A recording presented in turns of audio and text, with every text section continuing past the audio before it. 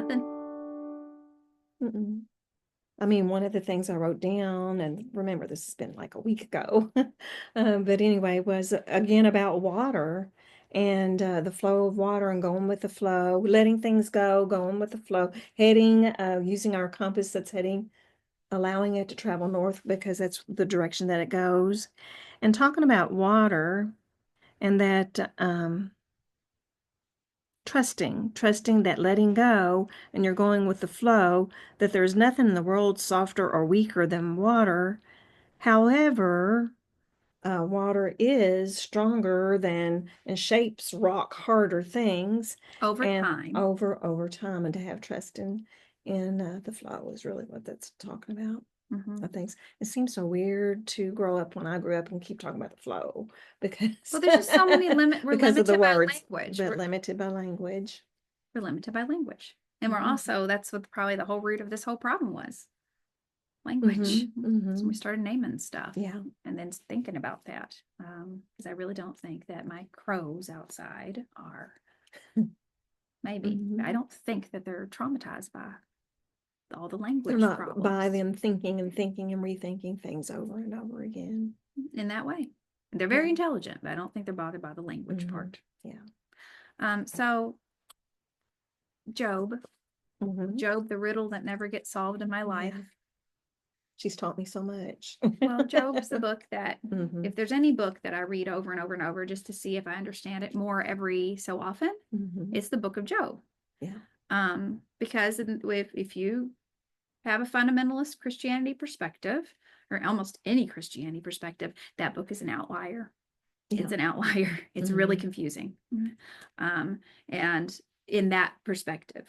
Yes. So again, just to see where this vibes and why did we save the book of Job, which is very old. It's pre-Moses. It may be pre-Moses because they think that it was an oral story passed down until finally somebody was like, I'm going to write it down and we're going to carry it with us, I guess. Yeah.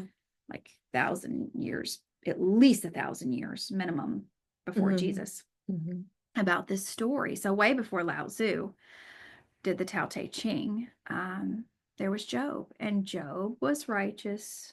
Really was.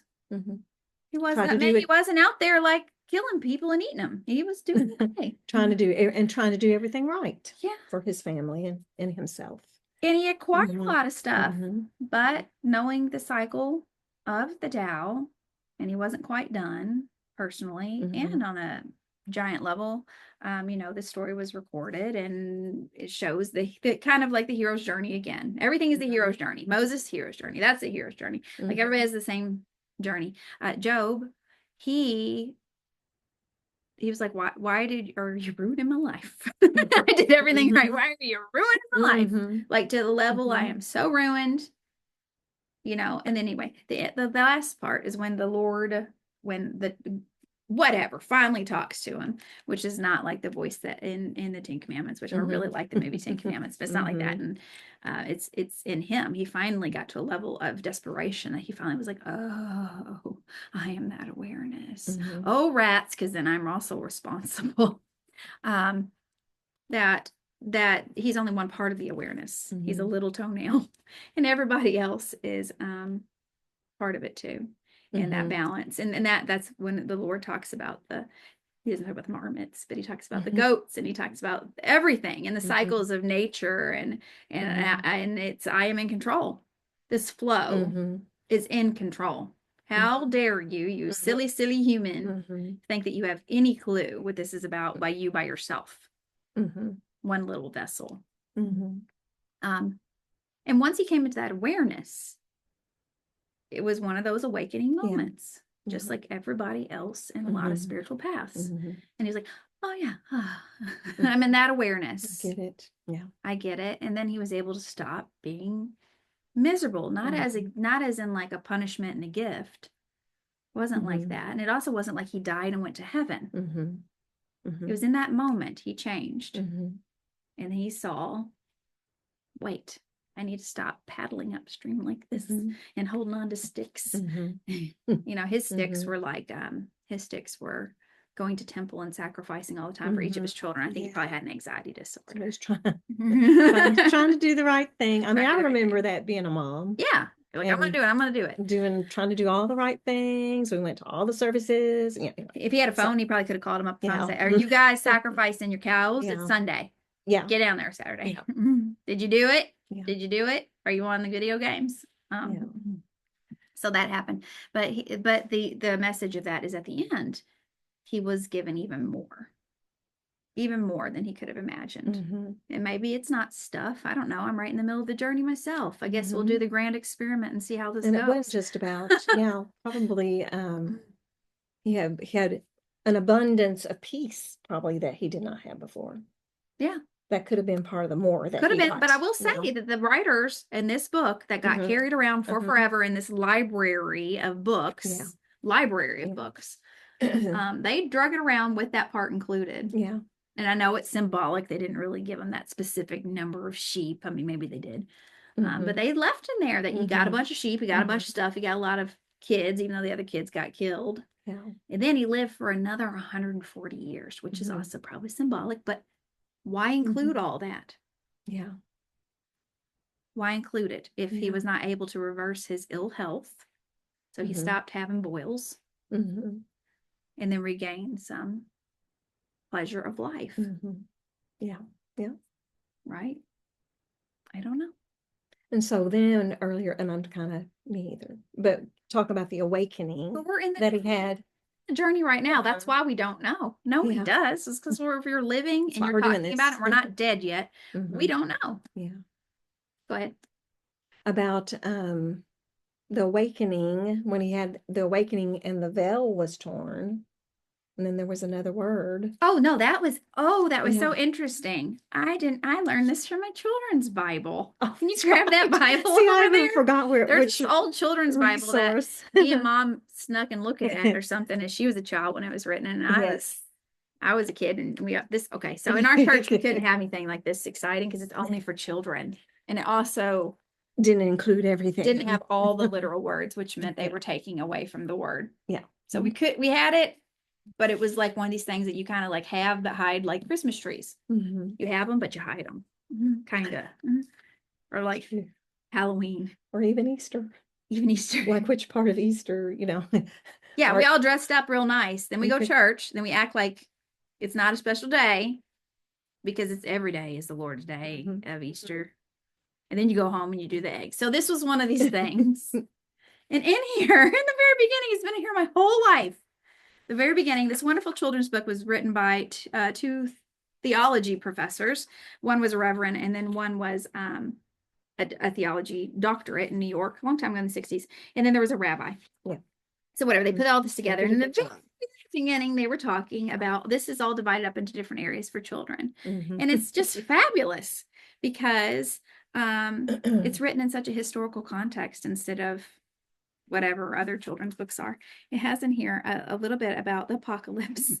At the very end of the children's book, they have the apocalypse. And they go, children, don't worry. It's okay. Don't worry. The apocalypse just means removing the veil. And this has been in here this whole time because it says, awareness. So it's not about we're going to burn everybody and then burn them some more and then burn them more.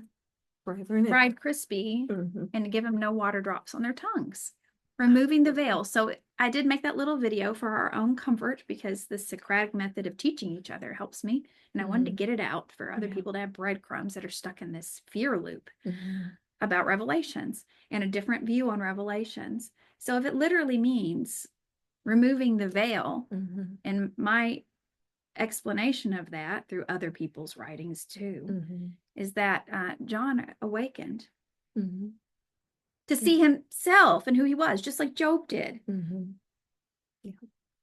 Not scary, not burning forever and ever and ever. No burning, but also no mansions. True. It's true. It means we need to value life here, where we are right now. Not waiting for the reward. This is the gift in this very trying to find it. moment. Eckhart Tolle's Power of Now. This is the now. Everyone says that, but they might not only get one part of it.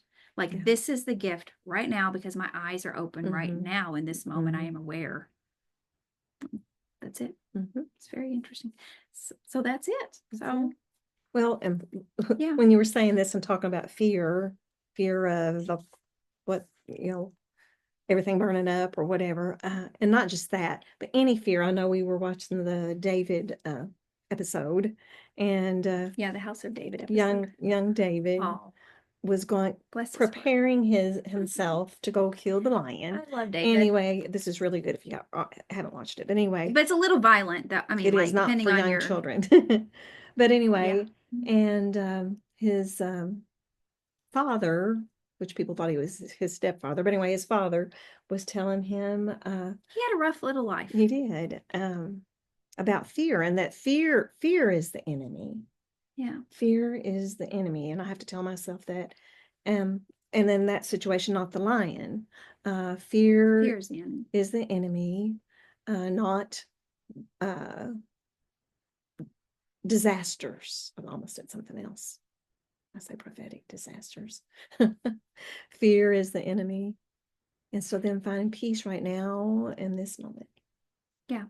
Yeah. And I I'm mean, not, that fear is the enemy is all the way back through all the threads of all these things. That is that doubt, the doubt in yourself and the doubt in who you are is the enemy. Is the enemy. That's the serpent in the garden. That's it. Yeah. It's not a person. It's not a mythical creature. It's you doubting who you are. And which the word sin means missing the mark anyway. Yeah. So, or without, or, that's a big revelation you said. And so, like, yeah, David, real quick. So when he later on faces Goliath, it's the same kind of thing. So it's foreshadowed with this lion thing. Can you even imagine killing a lion? And that's scary in that, that little video. That's really, I don't care who you are, but they didn't have rifles. Okay. So killing a lion was going to be like, and it was a lion, an evil lion. No. Was it for terrorizing his family? Did it eat his mom? Yeah. Yes. Like, he had a pretty crummy time with this lion. So he the whole time was saying this thing about fear, which is really similar to what they say in Dune. And that's why I got stuck on that. That's good. I love Dune. Dune's like its own religious story. The fear is the enemy. He's saying this like a mantra while he's going in there because he's scared, but he's saying it and he's telling himself that, pretty much the Lord is with me. And so later on, we have all these wonderful psalms that are written by David or people like David or something. They're collected and people drag them around. And we go, oh, wow, these must have been, like in the children's Bible, so these must have been songs that they sang in praise of God. Well, yes and no, they're more powerful than that. They're affirmations. Yeah. And so, like, one affirmation I use all the time in my life, but I'm sure David literally was saying this. And I use this whatever with other people too that I work with if they're religiously persuaded, is the Lord is my shepherd. I mean, you can imagine David going, however old he was, I don't even care if he was a boy or not, going against somebody that's larger than him and not a soldier with a rock slingshot, which is a weapon, but big error of margin mess up problems. Going, I don't care if he's best with it. Okay. And he's saying that as his own affirmation. The Lord is with me. Yeah. That's it. Yeah. I'm walking through this shadow of death valley, this is shadow of death that this world experience, but he's with me. And then he makes me lie down in green pastures, not dry pastures, not barren, icky pastures, and beside still water. So while his feet are moving, being led by that compass, whichever way it goes, it doesn't matter if it's right or left. He just knows the awareness. His feet are moving, and he's saying his mantra. He's saying his affirmation. And whether David got killed or didn't get killed, he was being led by the Spirit. That part of the story is not even important, whether he slayed Goliath or not. And I guess while she is explaining this so well, but anyway, I'm thinking in my mind comes into my mind, doing this kind of studying and putting all this, synthesizing all this all these from other people who have had these experiences, it is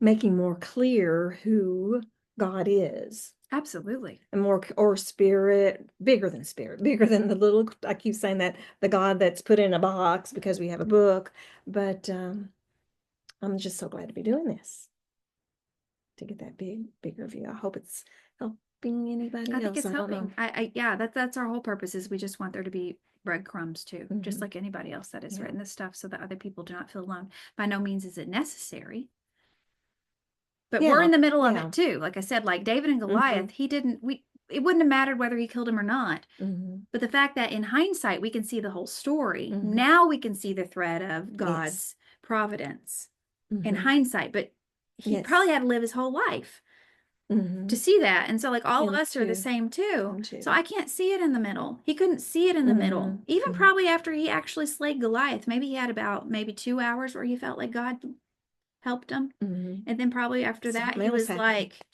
where's God? Where's God? I'm by myself. I don't know.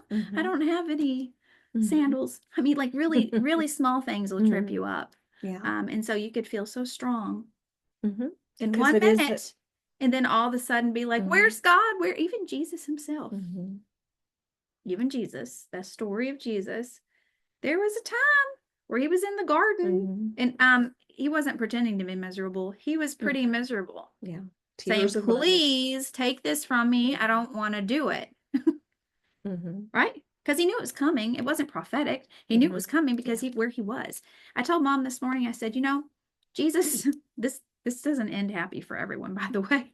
It doesn't mean that when I say you're not going to get a mansion, it also doesn't always end the way you want it to in your lifetime. I'm not planning for a mansion here on this earth. No, but the reason why I say that is because it's really, there is another element to this that some people get partially into this, and then there's this manifestation thing, which I think is partially true, but you're missing the big picture. It's still like you're wanting to wrap this in a new control robe.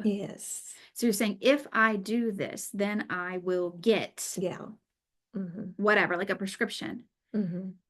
But that makes you more important than anybody else part of the body.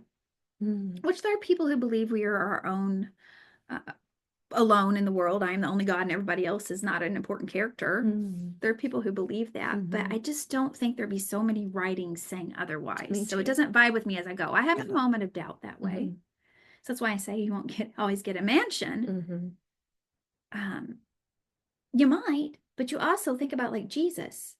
Jesus knew where he was going. He could have very easily said, okay, guys, I'm going to get on this boat and I'm going to go preach to the people. I'm going to go preach to the people in the new world. I'm going to see you, bye. And everybody been like, boy, Jesus is a great guy. And nobody would have like judged him wrong. Nobody would have been like, man, Jesus is a weenie. They wouldn't have even said that. They just been like, good. Yay. We love Jesus. We might even still had a book. But Jesus being led by the Spirit, because he really was led by the Spirit. Like he was a vessel. He didn't have a, anyway,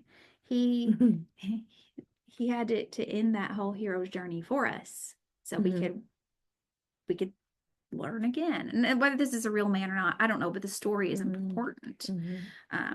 That he went through that whole thing.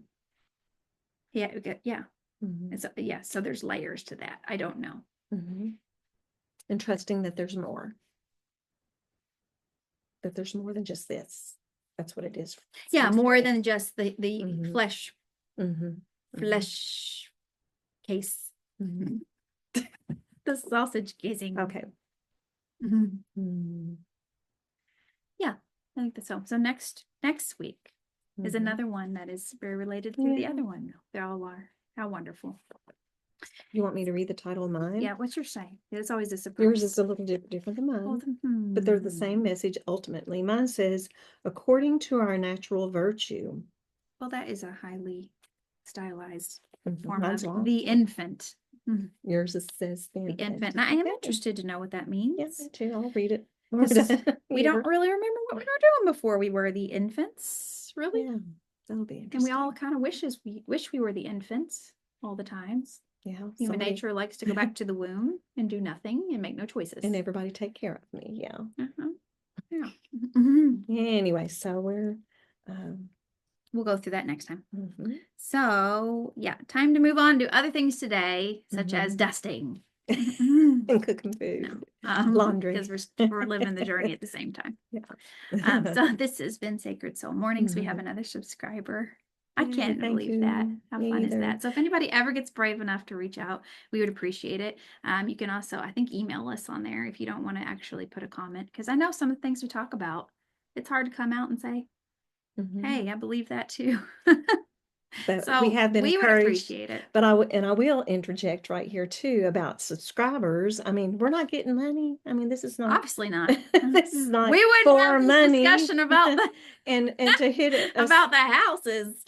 and to hit a subscriber button doesn't obligate you for anything. No, but it makes I us just know wanted to- we're not alone. I just wanted to put that out there because of my experience with technology. And Oh, that I it means didn't know- money. I didn't know that. And I don't even subscribe to anything. Yeah. That's such a bad person. So just letting we don't even use social media. Right. So just letting you know, it's like, oh, I'm not going to hit that subscribe button. That's going to pull me into some money thing, and it's not. Just let No, it just lets us know that other people are there. Yeah. Mainly, that's what it does, because we don't know if no one ever comments, no one ever likes, and no one ever subscribes.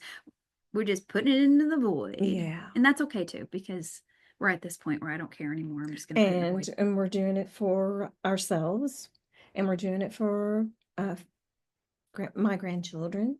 And for people who don't like to read, because And the for next people- generation is not a group of readers. Yeah. No offense. It's okay. So this has been Sacred Soul. Remember, that is life's not a checklist. Any checklists, that is hard for me today, even though I'm thinking about all the decorations I need to take down right now, what I'm going to cook for dinner, because it is 12:30. Life's not a checklist.